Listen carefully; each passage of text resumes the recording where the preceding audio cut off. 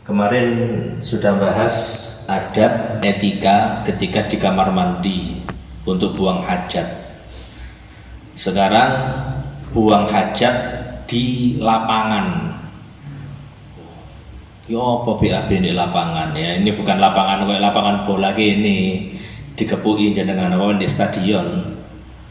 Ini lapangan ini orang zaman dulu nggak punya lek gampangannya di Indonesia.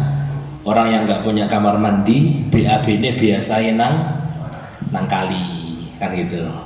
Atau mungkin kalau orang ke pegunungan, ya BAB-nya jadi gunung, ya kan ngeduk dewe, ya itu analoginya kayak gitulah. Kalau orang zaman dulu, terutama mereka yang di tanah Arab, di wilayah Arab, mereka nggak ada apa? Nggak ada kamar mandi. BAB ini di sohrok, di tanah lapang atau di padang pasir. Boleh, tapi ada beberapa etika yang diperhatikan. Wa fi sahra'i tuzad hadhil adab. Wa fi sahra, dan di tanah lapang alias di apa tadi?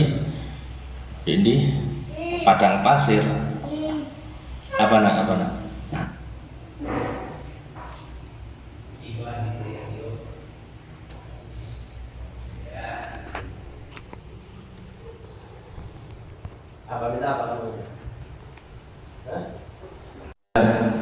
Wa fi sahra tuzad hadhil adab.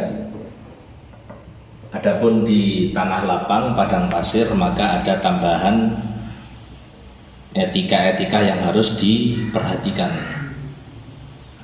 Nomor 1, an yastatir wujuban. Kalau di tanah lapang maka wajib membikin tabir penutup. Idza staqbalal qiblah, kalau dia BAB-nya atau buang airnya menghadap kiblat. Fa illam yastaqbilha, kalau enggak menghadap kiblat, fasutra sunnah, maka statusnya tabir tadi adalah sunnah, enggak wajib. Mudeng enggak ini? Nah, saiki misal bukan di tanah lapang, wis di lapangan lah. Wong gak duwe jeding utawa di kali, orang nggak punya kamar mandi, dia BAB di sungai. Kencing normali orang kencing atau BAB itu kan pasti apa sih, aliran sungai gitu kan, ya kan lah. Gak mungkin nyerong banyu dari ini dia ngadep ini, gak mungkin. Dia mesti menghadap ke lawan arus, ya betul ya. Nah, kebetulan arus di sini itu dari kiblat. Maka orang yang BAB atau kencing di mana? Di sungai itu ndak boleh kencingnya ngadep kiblat. Paham ya? Kecuali kalau dia pakai satir. Lanjut ngulang dikit, kalau di sungai, buang air di sungai menghadap kiblat, kencing itu hukumnya haram. Jelas ya? Ada fi hukmi sahra, karena itu tanah lapang. Sejatinya sungai itu bukan tempat untuk buang air. Ya podo ambil tanah lapang, podo ambil padang pasir. Jadi kalau sonib misal pingin ngoyo nang kali, nggak boleh ngadep kiblat. Kalau pingin nggak haram, ya nyerong deh ngoyone. Jadi atau dia membelakangi kiblat, atau dia membelakangi kiblat. Kiblatnya dek kono, dek ngoyone ngadep nang kono, boleh nggak masalah. Lo kan membelakangi hukumnya nggak boleh. Membelakangi yang nggak boleh itu dengan BAB. Faham beda nih? Kalau ulangi, menghadap kiblat itu dengan kencing. Kalau membelakangi kiblat itu dengan BAB. Artinya orang kalau BAB-nya ngadep kiblat, ngerti enggak? Paham ya gambarannya? Orang kalau BAB-nya ngadep kiblat, yang haram apa? Yang haram kencingnya. BAB ini nggak apa-apa, karena BAB-nya dia nggak menghadap kiblat. Tapi kalau sebaliknya, dia BAB-nya membelakangi kiblat, kencingnya nggak dosa, karena dia kencingnya nggak menghadap kiblat, tapi BAB nih dia membelakangi kiblat. Hukum ini berlaku di tempat yang memang tidak disiapkan untuk buang air. Lain di WC nggak masalah, di jeding nggak masalah. Mas ya jeding kalau WC ini nggak apa-apa, jeding kalau WC ini nggak apa-apa. Paham Pak Soeb? Lah sekarang misal ya repot lek ngono hukumnya haram. Gimana caranya ndak haram? Bikin sutroh, bikin apa tadi, bikin tabir. Ini yang kulo ceritakan dulu alitane kulo di beberapa sungai itu ono apa namanya itu nggak paham, gedek. Yes, yang kain-kain kadang kan lah. Itu kan selain untuk mandi, untuk umba-umba, untuk buang air. Kalau di situ nggak masalah. Ngadap kiblat nggak masalah, belakangi kiblat nggak masalah. Jelas nggih? Oh berarti kesimpulannya kalau kita nggak menghadap, kita nggak membelakangi, boleh, nggak pakai sutro, nggak pakai apa tabir, boleh, tapi gak oleh ono wong sing delok. Wong pinggire ono horeg dek di kono enak-enak nguyu ambek anu. Paham? Paham Mas? Jangan nggak boleh. Kenapa? Dia masuk kategori membuka aurat di hadapan orang lain dan hukumnya itu haram. Jelas Mas? Fa'ilam yastakbilha, kalau nggak ada niatan untuk menghadap kiblat, fasutro sunnah, maka bikin takbir tadi hukumnya sunnah. Dhabitus sutra as-sahihah, kriteria takbir yang dibenarkan dalam syariat. Takbir itu kayak apa sih? Sing gena itu kategorinya. Allah ya bu'uda anis sutra salah kata adru mitron wanisif takriban. Orang tadi yang buang air tidak boleh lebih jauh jaraknya dari tabir itu 1,5 meter. Misal ini tabir, orangnya di sini BAB, boleh. Kenapa? Karena jaraknya dekat. Tapi lihat tabir ini BAB ini di Pak Majid. Nah, masih yang ono sutroe, maka dianggap nggak pakai sutroh. Jelas nggih? Berarti apa? Haram hukumnya tetap. Wala yangkus irtifa'uha an sulusai dzira'in, sulus meter takriban. Untuk tingginya iki sing gak masalah lagi miki paling ya. Untuk tingginya, tinggi tabir itu tidak boleh kurang dari 1/3 dzira'. Kalau dimeterkan 1/3 meter. 1 meter itu berapa? 100 cm, berarti 30-an lah, 35 ya, anggap 35. Tingginya gak oleh kurang dari 35, sapi berarti sadampar. Nah, wariki. Jadi dengan BAB ini tipis, ono satiring ini. Paham ya? Misal, ini kan kita ya. Masalahnya apa? Orang itu kan nggak mungkin sedia sutroh setiap saat, iya kan? Pasti kan kepepet. Ya, aku pingin BAB, pingin buang air kecil, sedangkan arusnya itu dari arah kiblat. Iki ya apa carane? Ya misal, ya tadi bikin sutroh yang tingginya nggak kurang dari 35 cm. Jarak kita dengan sutroh nggak lebih dari 1,5 meter. Saya wis gak usum Ustaz, wis gak usum gitu ya, betul ya Mas ya gak usum, cuma dipelajari. Kenapa? Karena kita nggak tahu kondisi. Kayak tayamum itu loh, kok yakin no gak ono tayamum Ustaz, banyu akeh kelek loro ya apa mari ngono baru iya ya biyen coba ngerti bab tayamum. Kita nggak tahu keadaan itu akan berubah kapan, kita nggak tahu. Maka mempelajari ini, lamuno nggak diamalkan, kita sudah tahu hukum dan itu adalah pahala besar. Nomor 2, adab etika ketika buang air di tanah lapang. An yab'uda, adabnya dia menjauh, bihaitsu la yusma' lahu sautun, sekiranya suara dia kalau teriak itu nggak didengar orang. wala yusham minhu raihatun, dan aromanya, bukan aroma ini, apa? Baunya itu tidak tercium orang. Ini pernah kalau tidak salah, kalau membaca di salah satu hadis, itu Kanjeng Nabi juga melakukan hal yang semacam ini. Ini babe kayak mambangi aku ngajar di mertua iki babe, bab istinja babe. Istinja iki babe kan rada-rada gak enak titik ah. Bab sing enak fikih ku salah satu nih bab zakat. Khoyal sugi. Duwe wedhus piro? 120. Duwe sapi piro? Duwe sapi 40. Itu kan wajib zakat semua itu. Jadi awak dhewe iki berhayal jadi juragan. Lah ngene kan jenengan bayangno lek BAB. Jenengan bayangno kan bayangno rono Pak Sueb. Iya kan? Ini salah satunya kemarin yang kula juga baca. Kanjeng Nabi itu kalau masuk kamar mandi, wadoa khotamahu, beliau naruh cincinnya. Kenapa? Karena cincin Kanjeng Nabi berukir, bertulis Muhammad Rasul Allah.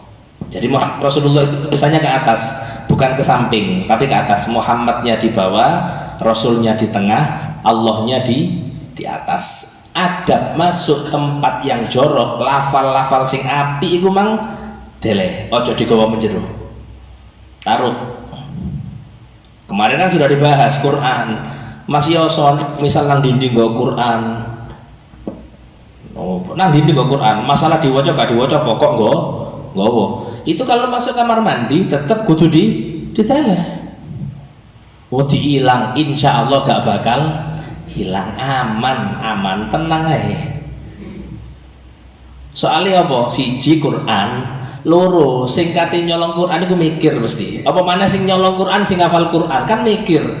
Hafalanku tambah hilang nyolong Quran sih kan gitu. Masih jenengan tuku Quran sama kulaan, insya Allah gak hilang insya Allah. Tapi lek mentahani Quran dari gono, nah, cepet hilang insya Allah itu. Jadi Kanjeng Nabi itu dalam satu hadis diriwayatkan beliau menjauh dari keramaian, ngedoh. Mau BAB itu beliau jauh. Kemudian ada sahabat yang menyiapkan air. Di satu cerita ini juga pernah terjadi pada Sayyidina Abdullah bin Abbas. Siapa nih Sayyidina Abdullah bin Abbas nih? Ya? Sepupu nih. Lek pamane sapa? Sapa pamane? Abdullah bin Abbas sepupu nilai pamane sapa? Sedih eling Abu Jahal lah. Gak enak, sedih eling gak ngomong gak enak. Sayyidina Abbas pamane kok bingung. Kalau ditanya paman Nabi yang Islam berapa? Hah? Ada lagi, siapa lagi? Siapa? Siapa sih? Hamzah. Yang muttafaq itu ulama sepakat takon sapa wae, bukan ulama sekarang, ulama zaman dulu yang sudah membahas. Itu sepakat dua paman Nabi Yuslim masuk Islam. Satu Sayyidina Hamzah, dua Sayyidina Abbas. Sayyidina Hamzah itu dijuluki apa?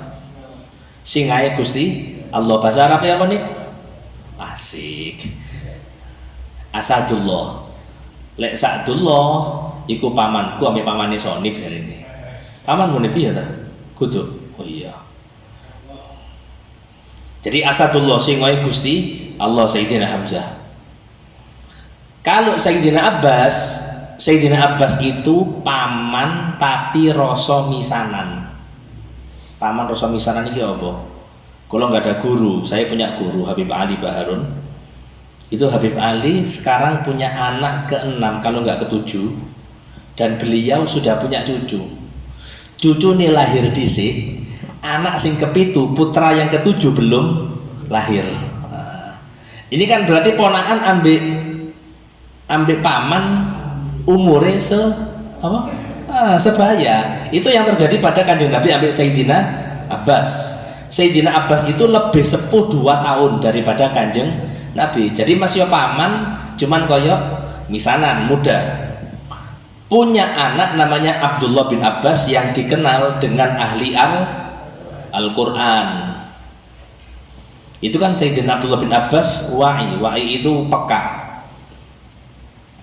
Diceritakan sendiri sama Sayyidina Abdullah bin Abbas atau sama Anas bin Malik kula supi. Kuntu fi baiti Maimunah, aku iki nginep atau aku berada di rumahnya Maimunah, Siti Maimunah. Siapa Siti Maimunah itu? Istrinya Kanjeng Nabi. Istri Kanjeng Nabi yang usianya paling sepuh Siti Maimunah. Yang paling sepuh Siti Maimunah. Iki jenengan lek ke Madinah, misal kula nggak paham kiblat Madinah itu ono di sebelah lor etan kulon, nggak paham saya. Anggaplah di sana, kiblatnya di sana. Sebelah kiri dari kiblat itu pemakaman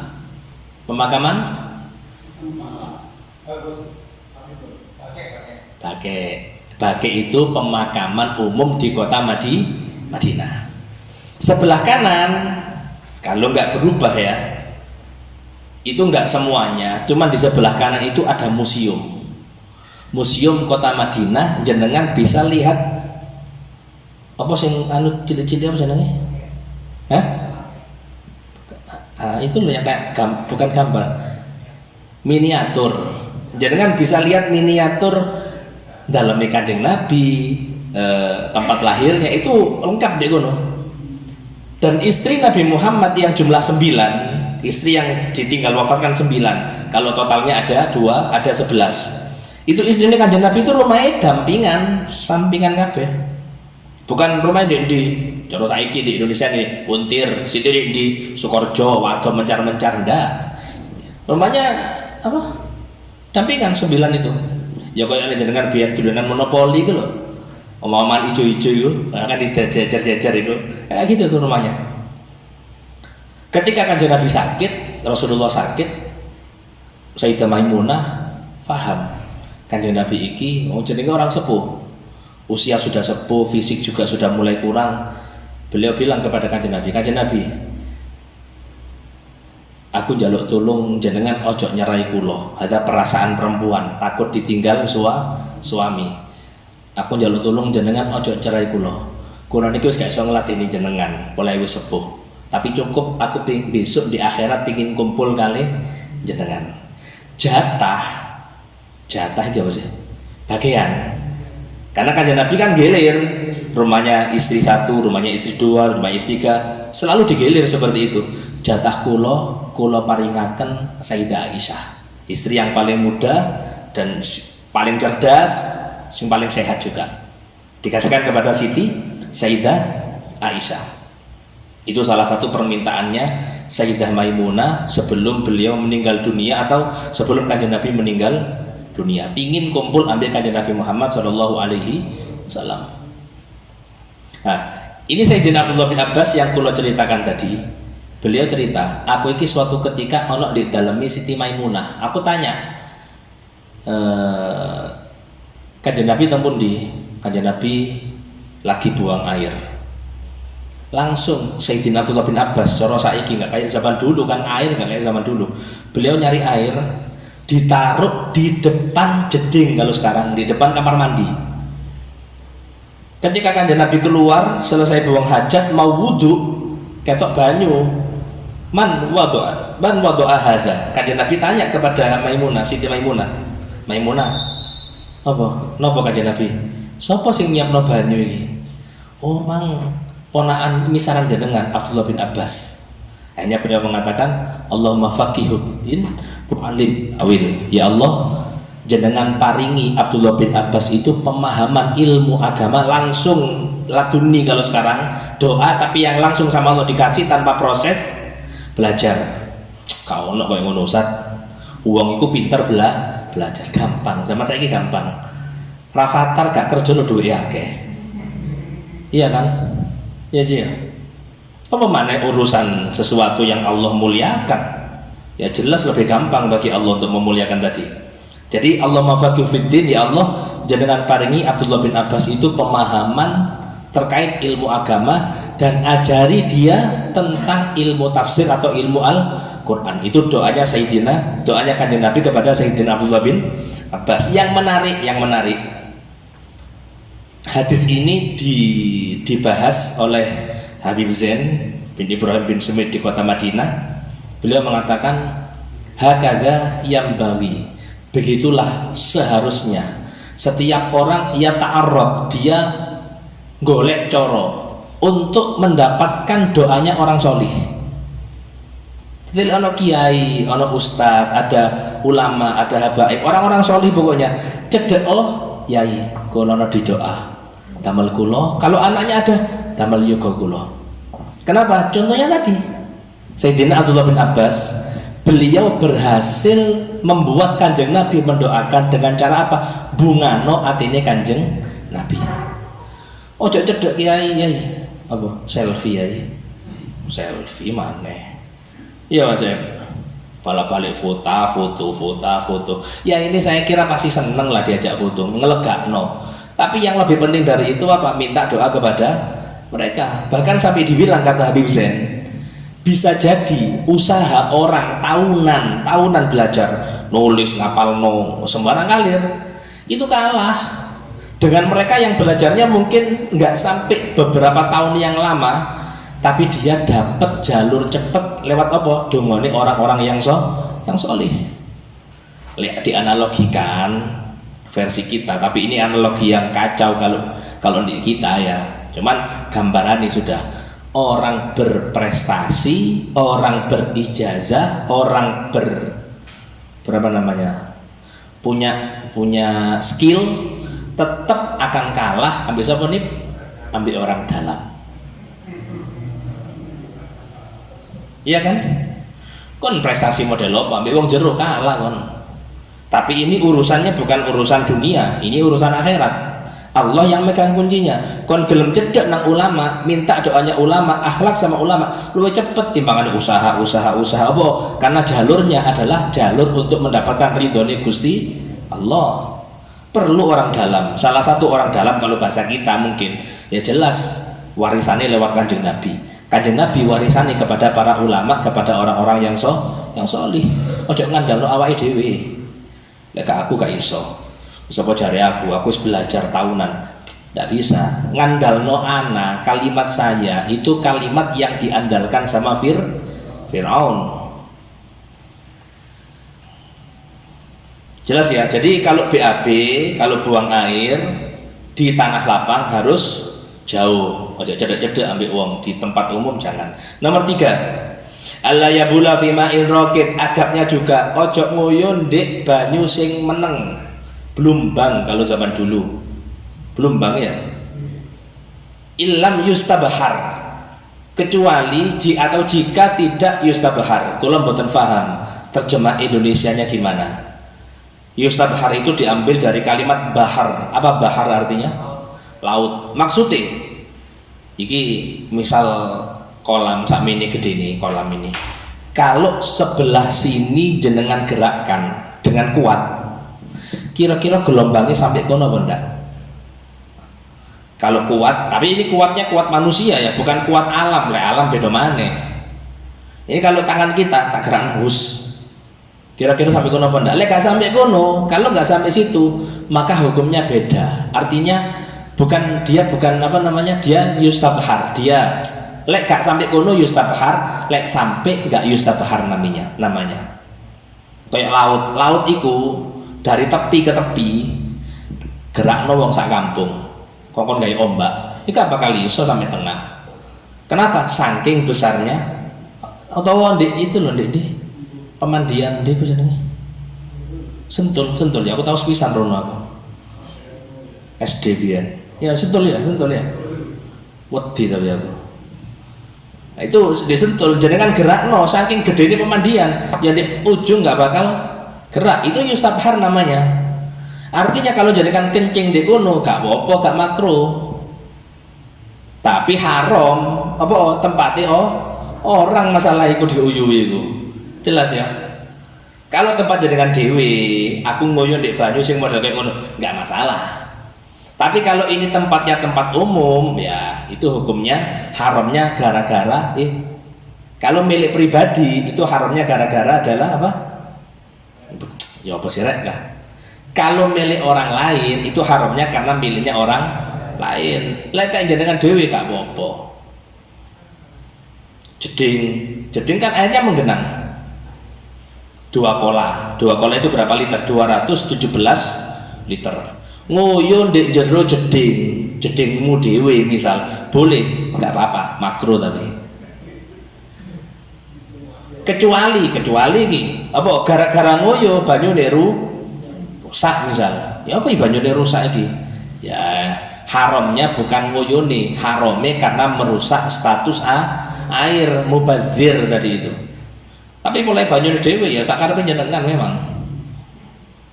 Mari nguyuh ibuke nang kono wudu. Linahyi anhu, ada larangan, enggak boleh kencing di air menggenang, enggak boleh. Lebih tepatnya kenapa? Makwal jin, tempat nongkrongi jin. Jin itu punya tempat mereka untuk nongkrong ya. Salah satunya di air yang menggenang. Al-ma'ul mustabhar lah ini. Apa sih ma'ul mustabhar itu? Alladzi idza hurrika tarafu, yang kalau satu ujung digerakkan lam yataharrak tarafuhul akhar, maka ujung lain tidak akan bergerak. Itu yustabhar saking ombone. Nomor 4 termasuk adab ala yabula fima in qalilin jarin, tidak kencing di air sedikit yang mengalir. Got contohnya, got nguyuh ndek got lah, nggak boleh kencing di situ, nggak boleh. Jelas nggih? Nggak perlu diperjelaskan. Nomor 5 ala yabula fi tariqin masluk, jangan kencing di jalan yang dijadikan lalu lalang lewatnya orang. Kalau nggak lalu lalang Ustaz, jalan yang mungkin jarang dilewati, pertanyaane iku dalane sapa saiki? Tanahe sapa saiki? Tanahe tangga Ustaz, ya haram. Tanahe tanggae diuyuhi. Ada satu cerita rajul sholih, satu orang sholih. Yu'raf bisolah, ini kesolihannya populer pada masanya. Subhanallah, ini orang ketika meninggal dunia, ono kiai pada zaman itu yang mimpi. Kan sering terjadi, sering kalau ceritakan juga hal yang semacam ini. Ini kan kalau dalam bahasa hadis, ini termasuk ru'yah shadiqah, mimpi tapi sing temenan, bukan mimpi abal-abal, mimpi kenyataan. Jadi kiai iki mimpi ketemu orang soleh tadi, penasaran, soalnya orang soleh. Ya fulan, ma fa'allahu bik, wahai fulan, ya apa awakmu dapat perlakuan gimana dari Allah setelah hidup dengan penuh kesolihan, dengan penuh amal kebaikan. Saiki di akhirat ya apa sih? Aku pingin ngerti ceritamu. Jari kiai sing mimpi. Dijawab sama orang soleh tadi, Ghafarallahu li, dosa kabeh diampuni.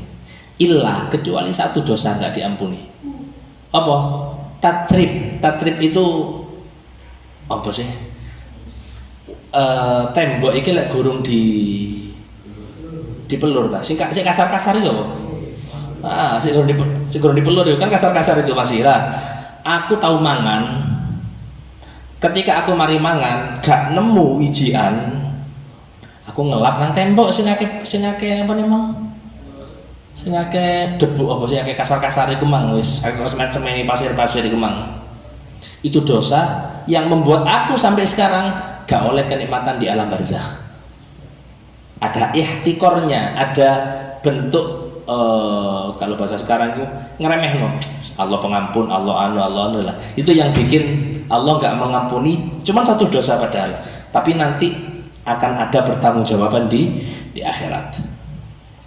Ini kan cerita bukan takhwif, ini kudu medeni kula jenengan, tapi supaya kita tidak pernah atau tidak sampai meremehkan kemaksiatan. Soalnya saiki wis maksiat titik diremehno, gak popo atase mesti gitu. Saiki sepisan ae lho. Jangan sampai. Temonya orang lain, tapi dhewe bebas sih.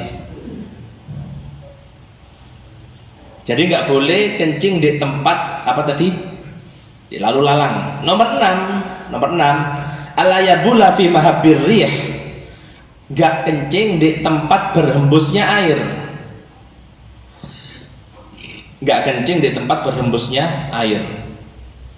Alasannya kenapa? Likai la ya'uda ilaihi rasyas. Apa kok kita nggak kencing di tempat berhembusnya angin supaya cipratannya nggak kembali kepada kita. Lek nguyun dek gini angin kan balik mana nang awake Pak Sueb.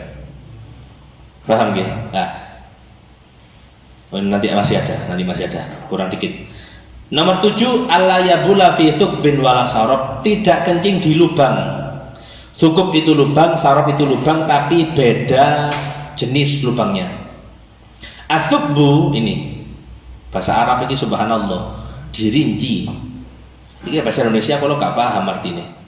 Apa thukub itu atau thaqab itu apa? Asyakul mustadir an-nazil. Jadi thukub itu lubang yang apa jenenge? Mustadir yang bulat. Ndek lemah iki nang lubang bulat. An-nazil yang turun, sifatnya itu ke dalam. Nah, kenapa kok tidak boleh kencing di situ? Alasannya 2 kata ulama. 1, dek kono juga panggonane jin. Jin itu punya pesta, tasakuran lah. Kalau muslim, lek non muslim party. Jin pesta di kono. Itu pernah terjadi zaman Kanjeng Nabi Sa'ad bin Ubadah kalau tidak salah. Sampai di Madinah itu surah itu teriakannya sahabat Sa'ad bin Ubadah itu didengar oleh penduduk kota Madinah. Cara saiki awak dhewe ngerti ana pengumuman inna lillahi wa inna ilaihi rajiun gara-gara apa? Mic ono speaker, ya kan, infonya seperti untuk dindi denger ya, bukan lewat cuman baca, ini enggak, kita dengar suaranya. Itu zaman dulu kalau speaker. Kejadiannya di mana? Kejadiannya di tanah lapang, di padang pasir, tapi orang Madinah bangun semua malam hari. Kenapa? Karena ternyata sahabat saat tadi kencing di lubang di padang pasir, dan ternyata di situ jine kalau tidak salah imma yang mati anaknya atau siapa kulo supe gara-gara kena kencingnya sahabat saat tadi itu. Teriakannya saat teriakan meninggalnya itu didengar kota ahlu Madinah. Akhirnya apa yang terjadi? Jinnya bikin syair. Cara saya gak puisi. Kulo gak apal syairan ini kulo. Intinya salah satu redaksi yang saya hafal, qatalna sayyidakum saat aku telah membunuh pemimpin kalian. Siapa? Saat tak pateni. Alasannya kenapa? Karena dia sudah kencing di lubang tadi. Ya, jenengan ojo coba-coba nek ngono ya. Ono bolong, wah iki aman nih ya, oh ya aku gak nang dindi. Ya kan nang dindi aja nih. Tapi ganggu acara izin mari ngono. Yang kedua, bisa jadi kalau nggak ada jin di dalamnya, ndek kono panggonane binatang kan menjero ah. Sonip ngoyo di lapangan Purwosari. Ya nih. Metu nyampe nih. Bingung lan sonip kan. Ya Allah. Langsung zikir sonip. Dicokot masalahnya. Jadi ada binatang atau ada jin. Jadi harus hati-hati. As-sarab, kalau sarab apa? Lubang apa? Asyak al-mustatil, ada seperti renggangan di tanah yang sifatnya mustatil, memanjang.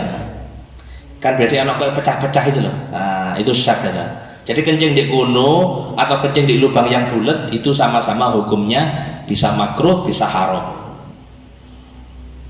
Jelas nih, dihindari untuk kencing di tempat-tempat yang seperti itu. Nomor 8. Alayabula fi mutahaddatsin nas. Wah ini bahaya ini. Tidak boleh kencing di tempat orang nongkrong. Uringin kono iki lho. Nguyun di uringin. Tempatnya wong dodolan. Oleh sawaun kana dhillan saifan am syamsan sitaan. Baik tempat tongkrongan itu berupa tempat berteduh di musim panas, tempat berteduh di musim panas, au syamsan, atau tempat orang berjemur sitaan di musim dingin. Iki biasanya ana wong ndek kene berjemur ndek kene iki. Ngoyo ndek kono haram hukumnya. Tapi jadi wajib ya, bisa jadi wajib. Ngoyo ndek tempat ngono jadi wajib. Kapan? Kalau jenengan yakin iki panggonan ngene judi, ngene mabuk-mabukan. Lek seumpamane dijarno meneh judi maneh, ya wis aku bengi iki ngoyo ndek kene. Gak disiram. Tujuannya apa? Meneh cek gak ono wong sing insya Allah, bukan insya Allah, itu hukumnya bagus untuk nahi mungkar. Terlepas dari jenengan dijemput Satpol PP, ya gak melok-melok itu. Paham ya?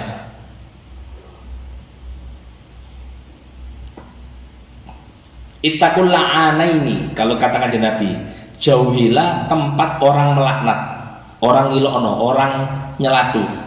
Maksudnya tempat nongkrong itu, lek buang air ojo sembarang tempat. Tapi ada hal yang unik dalam fikih, kayak pisang. Zaman dulu kulit pisang itu kalau dibuang di jalan orang kepreset, iya kan? Itu yang kepreset kalau sampai patah tulang, patah gigi, patah opo ae wis. Ya nih. Itu kalau sampai patah, maka orang yang buang apa?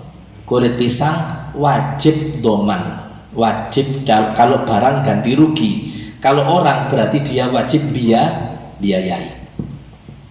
Jelas. Tapi lek jenengan di dalan, sonip melakukan di dalan kepreset.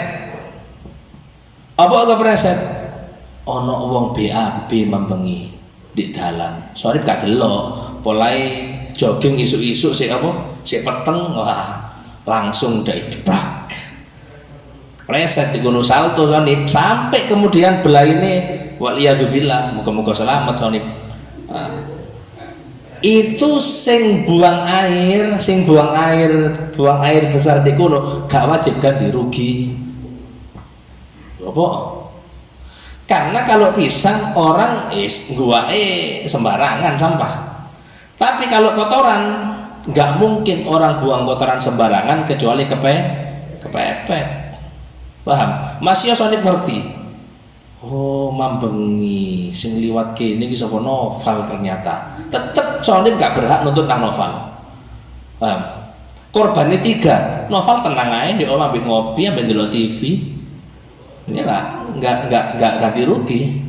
Tapi kalau gara-gara pisang tadi wajib ganti rugi. Ya kayak gini loh, kalau di masjid itu fikih itu bahasa sajadah itu loh. Kan ada orang gelar sajadah wonge tapi gak teko, ya kan? Sajadah iki sing teko booking panggonan di masjid soft depan. Waduh. Tapi teko kate komat. Iki lah wong sing teko mulai awal asline mangkel lah. Ki wong nang ndi gak teko-teko. Lah, jenengan boleh ngusir itu. Tapi gak oleh diangkat sajadahnya. Diangkat ini gak oleh. Gua nang karangane sebelah masjid. Oh, jangan ganti rugi. Caranya apa? Diseret. Sajadah itu bukan diangkat dari tempatnya, tapi dia jenenge ya diseret, gak lepas dari lantai.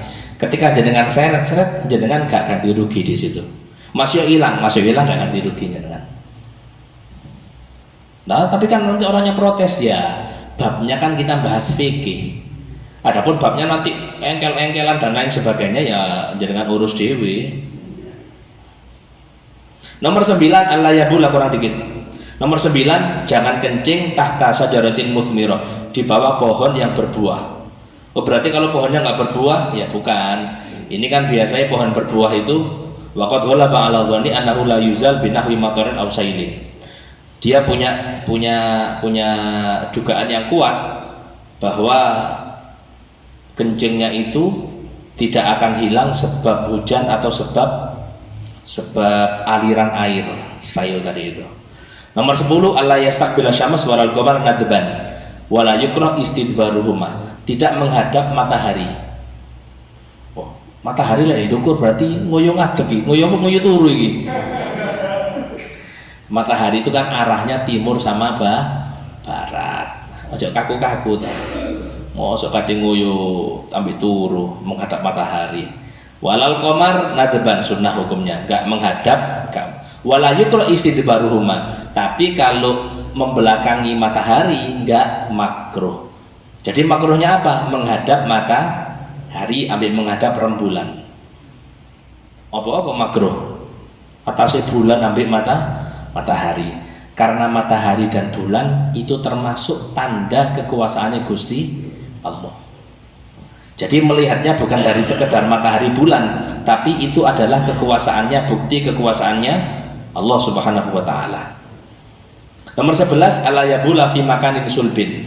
Jangan lek ngoyo ojo di tanah sing keras. Ya kalau sekarang tackle ojo ngoyo. Likai la yauda ilahi rosyas, supaya tidak kembali cipratannya ke dia. Nomor 12, ala yastanjiya bil ma fil maudhi alladhi qad hajatahu fihi. Nah, ini tidak menggunakan air, istinja dengan air di tempat dia buang hajat. Maksudnya, ini kan sering terjadi sama kita. Awak dhewe lek BAB di kloset, di WC, kan pakai air, ya kan? Lah terus berarti makruh hukumnya. Makruh kalau jenengan gak nyiram kotorane dhisik. Paham? Kotoran si ono di nisor jenengan apa? Cawi, itu kan menyebabkan cipratan itu mantul nanti.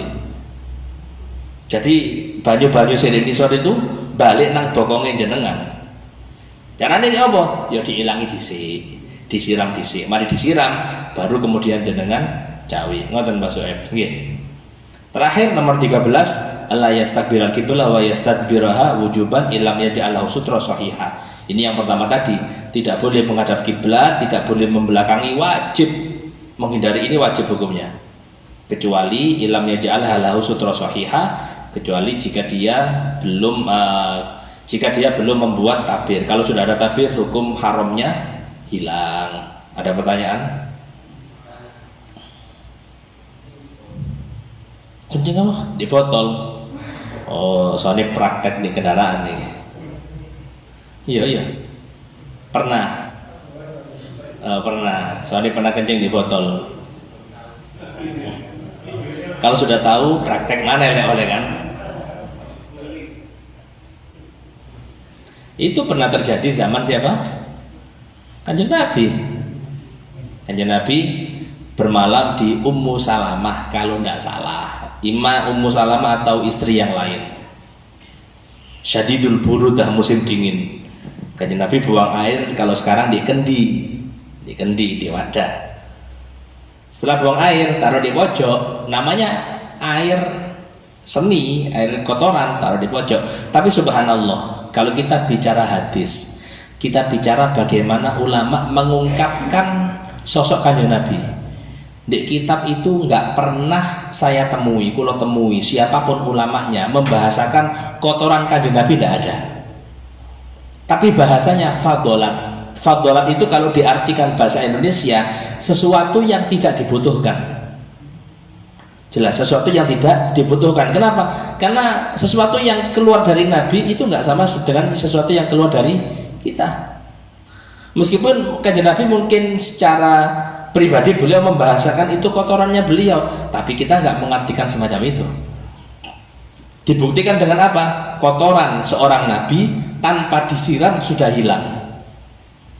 Itu salah satu keistimewaannya.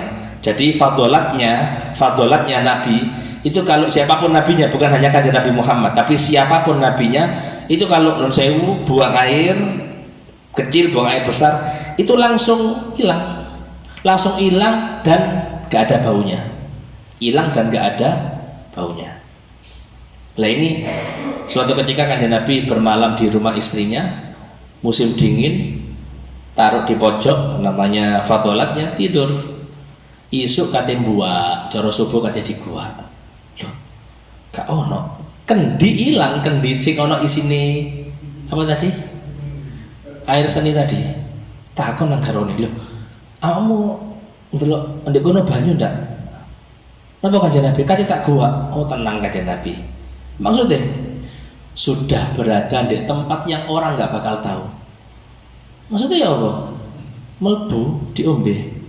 Langsung beliau bilang, orang sing di badannya ada bagian dari aku, maka nggak bakal tersentuh api neraka. Nggak beda jenengan gak ono model kayak ngono. Nguyu tele pojok, sing ngombe bojone nang rumah sakit meni. Kemarin di rumah sakit sih sempet-sempet sih lanang ngomong, tenang dik, sehat. Apa nih sehat? Cek PD ini. Omongane sing nguyu sering goro alamat, wis sering goro gak tahu urip masalah tok. Ya Mas. Hah? Apa? Boleh. Boleh nggak apa-apa. Syukur gak nyiprat boleh. Apa Roberta?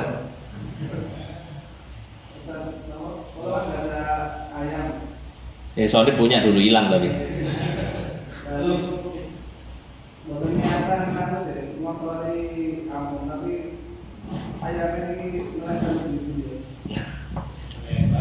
Aja nih ngotori kamu nggak perlu niat kadang.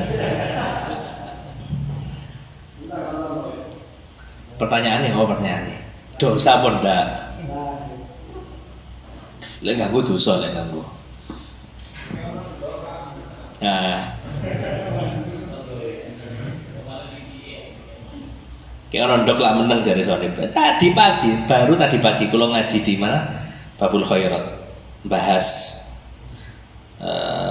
Abu Ghadur rijal ilallah al-alat al-khosim. Uang iku sing paling Allah gak senengi iku lek ngamuan, cara perkara titik dadi gede dan al-khosim gak gampang untuk nyepuruan. Wis ngamuan repot anune sepuruane. Iku paling Allah gedingi model koyo ngono iku. Tapi wae model di Indonesia. Nah, akhirnya kalau bahas solusinya ya apa sih? Kayak misal orang itu benci sama kita, cara kita memperbaiki hubungan sama dia ya apa? Gampang. Kayak ono duit. Misal Sonip mau wangkel pol ngambil novel. Iki misal. Si ini gak pati seneng ngambil novel. Dilala pas novel telepon diangkat langsung Sonip. Oh Val. Jadi kamu nggak senang itu kan bahasannya mesti nggak enak. Oh Val. Novelnya orang ngomong, Mas Sonip, aku oleh rezeki. Jenengan anu tah gelem tah. Oh Bapak iya kok anu berubah omongane Sonip sing nada mang model kayak ngono langsung berubah. Anu mene sik berdering sik sepisan langsung diangkat langsung. Ono pemane lho. Gua tok. Kena duit langsung wa anta qatid darohimu unasan ba'da somtin ba'da makanu sukutan itu. Uang-uang itu dengan mudah membuat orang berani berbicara yang sebelumnya dia memilih untuk bungkam. Milih mingkem gak ngomong, tapi gara-gara kena duit. Ya apa itu? Wah, apik iku. Dia ngomong api gara-gara apa? Kena duit. Terus soalnya pas ngerti contoh-contoh orang yang kena uang mari ngomong api suake contohnya jadi Sonip. Makanya itu hati-hati. Orang punya prinsip itu mahal. Dikokon ngene dikai duit sepurane, dianune sepurane ndak. Prinsipe yang jadi barometer dia, pegangan dia syariat sudah. Gak gampang sama sekali. Apalagi zaman sekarang ini, wong Kanjeng Nabi gambarkan orang di akhir zaman ya sing gelem ngaji, ya sing gelem sholat jamaah, ya sing gelem cedek nang ulama, itu kan kaya wong sing memegang bara api karena situasinya nggak mendukung. Kateng ini pinginnya lurus, bojone ngomong wis tala Mas gak apa-apa kapan maneh. Gusti Allah Maha Pengampun, dalil jadi ustadzah bojone. Padahal mondok ya gak lulus. Ya Mas. Langsung diiyoi nang sing lanang kata akhir zaman sudah. Makanya cari teman duduk sing apik, cek awak dhewe dadi wong sing apik. Nah, jadi tadi untuk Mas Basori ya Sadi sudah, kalau ganggu kurungan ngono ae. Nah ya. Boleh. Jadi bentuk apapun itu kalau ganggu sudah pasti hukumnya adalah haram.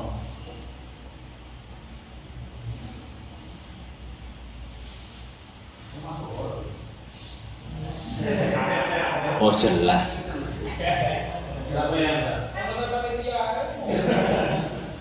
Oh iya, Pak Soeb membenarkan Pak Soeb, mencari dalil Pak Soeb.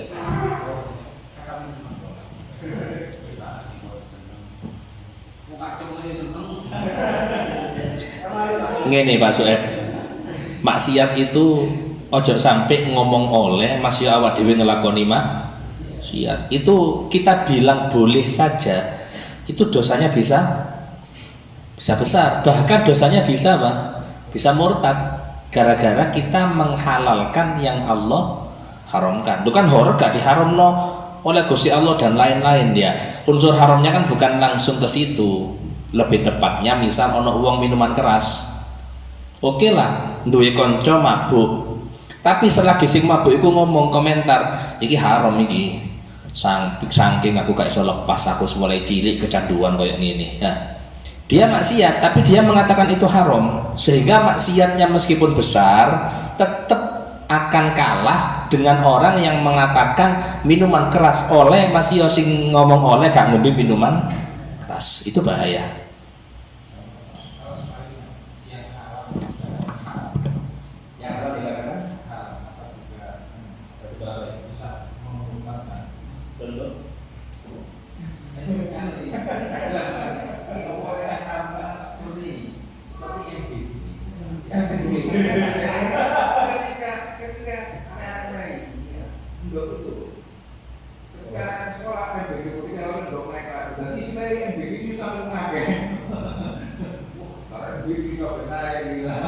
Yang mengharamkan ada yang mengharamkan itu kan.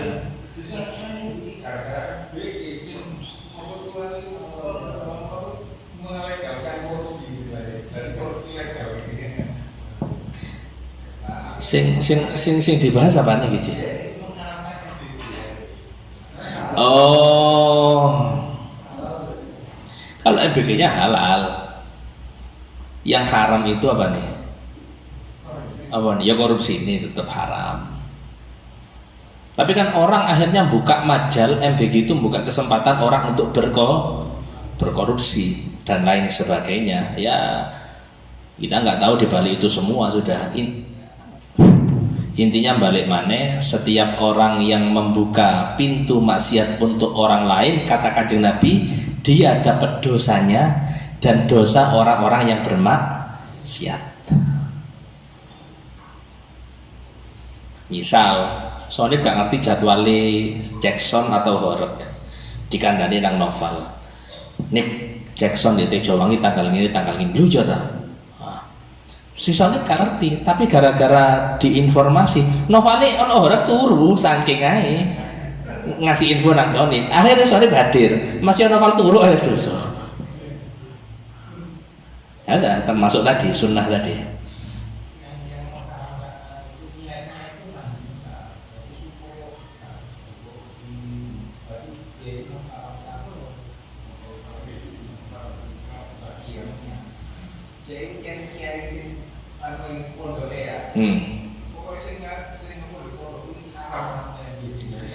Ya tadi seperti pondok kulo kan mengharamkan rokok.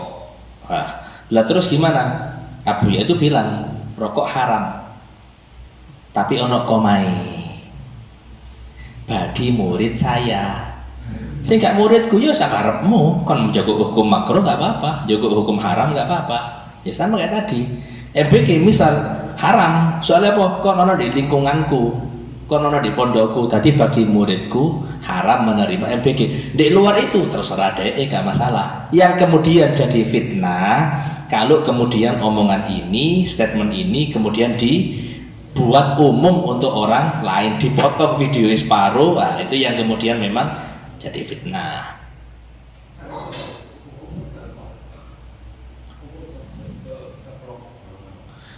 Abi kula mengharamkan saya dolit, boleh enggak Mas Soeb? Yo sik tak takoni. abi kula mengharamkan saya dolen malam mingguan oleh ndak? Pola ya, Pak. Anake dhewe. Ya padha iku muridé dhewe. Paham? Nah. Anake wong liya ya sakarepe yo.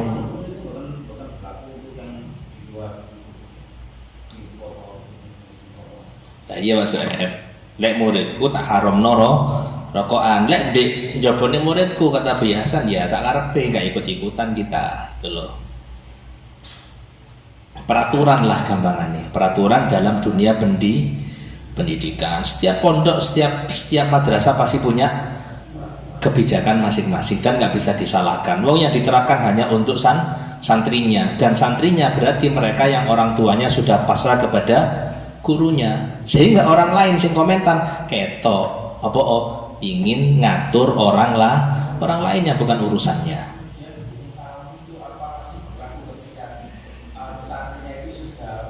Lulus. Ini kembali ke wafa, kembali ke setia satu menit. Apa nih kan guyu-guyu, soalnya guyu apa kawan soalnya. Oh. Kembali ke wafa. Tapi seiring berjalannya waktu, orang itu masing-masing tahulah dengan kondisi dirinya, tahu dengan lingkungannya. Tapi yang pasti menghargai itu penting. Misal contoh ono wong santri ini dalwa rokokan, tapi lek wis wayahe haul nang dalwa ya rokokan gampangane ngono. Kok iki mulih nang omahe gurumu saiki. Menghargai tuan rumah itu bagian daripada adab, bagian daripada akhlak. Wong saya punya ustadz ya sampai sekarang ngajar di dalwa. Jangan ustadz iku. Gus Muhib sing diilokno ambek orang-orang ya orang-orang yang suka horor itu. Gus Muhib yang ilmu nih masya Allah. Saya jenengan delok ngono kalau dari sisi misal iki kiai tapi diilokno Kanjeng Nabi diilokno kok. Lah kok bingung jenengan. Itu Gus Muhib itu orangnya perokok apa namanya? Sing ngebesi apa nyetet.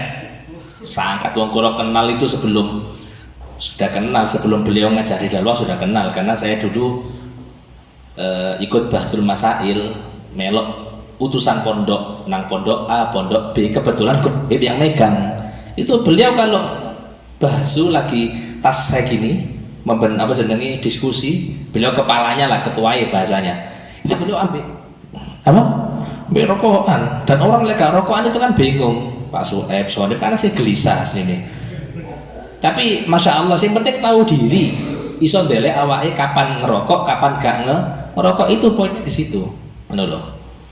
Kalau bahasanya kitab hurriyatul mar'i mahdudah fi hurriyatil ghairi atau kama qol ya. Kebebasan orang lain itu tetap dibatasi dengan kebebasan Anda itu masih tetap dibatasi dengan kebebasan orang lain. Anda bebas memang, tapi ingat di situ juga ada hak orang lain yang harus dijaga. Jadi itu Gus Muhib kalau masih ingat betul, beliau hari Kamis ngajar istirahat keluar pondok merokok di Jowo. Misal beliau rokokan di jeding lah coro sekarang. Kamu masih ngerti aman-aman aja kan gitu. Tapi tidak Jogo menghargai pondok. Alumni bukan alumni beliau, bukan alumni dalwa. Kiai besok pondok dalwa ngambil guru dari besok tadi itu. Tapi kan dari situ ada nilai tarbiyah pendidikan. Iso menghargai menghormati. Wong saiki pengine dihargai tapi gak gelem. Iya Mas Soeb. Ya berarti kan kita menghargai yang suka horor. Ya kasusnya nggak gitu kasusnya. Nah, akhirnya kalau kita mengartikan kayak gitu, hargailah orang yang tidak berpuasa. Si ngomong wong Islam, kon ketemu Sayyidina Umar entek usirai. Paham ya? Makanya butuhnya kita belajar supaya tahu cara kita berpendapat, cara kita ngomong, semua ada aturannya, bukan sakarepe dewe. Jadi tadi masalah wafat tadi, Ustadz kula yang di Malang itu dapat undangan, cara kula lagi oleh undangan teko pabrik rokok itu apa jenenge? Apa sih? KTG. Nah, KTNG. Ngisi ndek kono. Itu pabrik rokok bes gede di Malang. Acara bukan acara santunan yatim, acara besar. Iklan di pabrik rokok. Ya apa? Gak gelem hadir beliau. Nolak, bahasanya nolak dengan halus. Sepurane, apa? Oh, aku ngajar nang dalwa, guruku mengharamkan rokokan. Tapi misal nerima salah apa enggak, terlepas dari apapun, kalau kita bicara akhlak, bicara adab, ya jelas adab itu dikedepankan dari semuanya. Misal saiki anak kita bilang, nak ojo main apa sih main game sing garano top up apa misal. Mas anggap Mobile Legend itu. Kita bilang sama anak kita, nak ojo main itu. Alasannya apa? Masuk akal, khawatir nanti ketagihan, akhirnya dia sampai ngeluarkan uang untuk gitu, ya kan? Nah saya mari ngono, si anak tadi pergi liburan ambil koncone main Mobile Legend. Kalau kita bicara akhlak, ya sudah, masih nggak ngarepe wong tuane, ya tetap larangan itu masih berlaku, paham ya? Apa iling aku gak ketok wong tua. Nah, kita melihat anak yang model kayak gitu itu kan kita apresiasi banget zaman sekarang. Jadi kembali ke tadi bahwa hargailah pendapat orang lain dan jangan lupa untuk supaya kita bisa membatasi diri kita tidak sampai mencederai pendapatnya orang lain. Saling menghargai itu enak, wis dewasa ketok dewasa pisan. Betul Pak Soeb? Itu kan ya toh Pak Soeb. Beda boleh, nggak ada.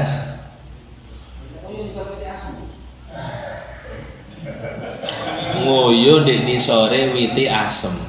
Witi asem lagi apa Soeb?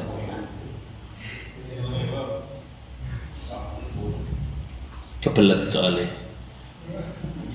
Tapi lek Pak Soeb ketokane gak apa-apa. Wong sepuh iku aja diempet masalahnya. Ya apa cawe ya Soeb? Iku witi asem sapa?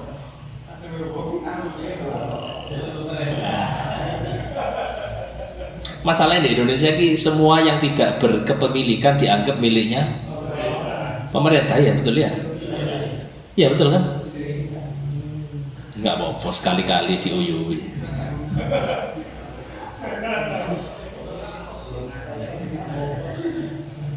Tapi asem kan berbuah ya, berbuah asem. Tapi paling Pak Soeb aku yakin husnudzon, baik gara-gara tak uyui tambah gembel. Engko asemnya pindah nang jenengan Pak Soeb. Tapi saat aku witi asam itu ada gendruwo nih, cerita mistis masa kecil kula ngoten. Iya, iya kan ya. Orang penunggu ya Pak Soeb.